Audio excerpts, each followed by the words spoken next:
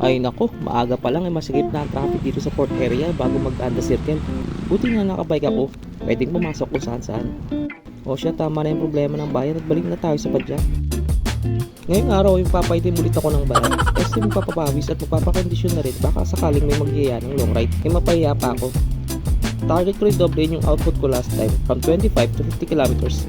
Mahirap din kapag matagal na nabakante sa pagpedal. Pagdating sa parte nito ng Ross Boulevard, meron nga pala mga officers na nag-check ng speed limit. Kaya maintain lang dapat sa tamang takbo ang mga motorista. Kung ayaw nyo masama sa vlogging sir, mabitisan. Sa dulo ng Ross Boulevard, bago mag-enter sa Cavite, ay kumana na ako. Nagpatuloy hanggang PITX at sa palit na kalsadang ito papuntang Bulungan sa Parañaque. One way na pala ito. Last time na dan ko kasi pwede pa ang salubungan. Pagkatapos ng mag-stop over, ay lumiko naman ako papuntang Gold na building ng Okada. Naalala ko tuloy yung One Piece movie ng Gold. Nakalaban nila si Tesoro, yung mga ala sa Onkin, na naging pirata at ngayon ay may-ari na ng pasbalan. Dumaan na rin pala ako sa MOA bandang seaside, kung saan nag-ensayo yung mga malakas maglaps tulad ng mga kabataan ito. Siyempre dahil may inang tito nyo, kaya dito lang ako sa ulihan. Di ko rin kasi kayang may pagsabayan sa mga yan. Pero ayos lang, basta tuloy-tuloy lang ang ensayo. Ang importante ay nag-i-improve dahil sarili ko lang naman ang kalaban ko nito. Why are you gay? May sigit ko nga pala, sa darating na November 30, Sabado, isasama ako sa charity ride para sa kapotpot at master natin si Iataw. Niimbitahan ko rin kayo na lumahok upang makatulong sa kanyang pagpapagamot.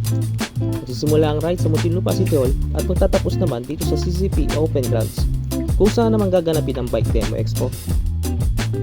Ayan, nabitin pa nga ako ng kilometro, kaya tuloy lang padyak.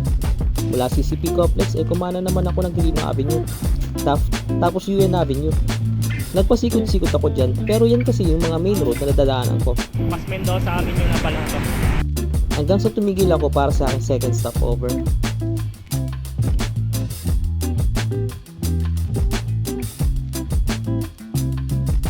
Pagkatapos ng mixing merienda, ay umahon naman ako sa Mount Nagdahon. Sa tuktok ay tanong mo napakagandang view ng Sampaloc, Maynila. Pagkalusong, naramdaman ko may problema sa likurang gulong. Umaalog na pala siya. Dahil malapit lang naman ang Pops Bike Shop, ay kumana na ako dito sa kanto ng Lacson at Timasalang. Pagdating sa shop, may iba pa palang customer na nakapila. Kaya para hindi pa tayo oras, ay pumadyak na ulit ako. Total kulang pa rin naman ako sa kilometro. Malapit lang din naman ang pinuntahan ko. Diyan lang sa Amoranto, kaliwa sa Araneta. Kaso pagdating ng A. Bonifacio ay mabigat na ang trapiko patungong Balintawak. Kaya nag-decide na ako na mag-U-turn at bumalik na sa shop.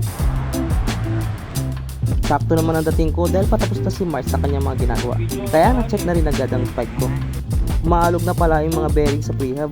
Kalimutan ko rin kasing kunin yung sukat last time nung nagbalinis ako. Kaya kailangan baklasin muli at makahanap ng pamalit na bearing.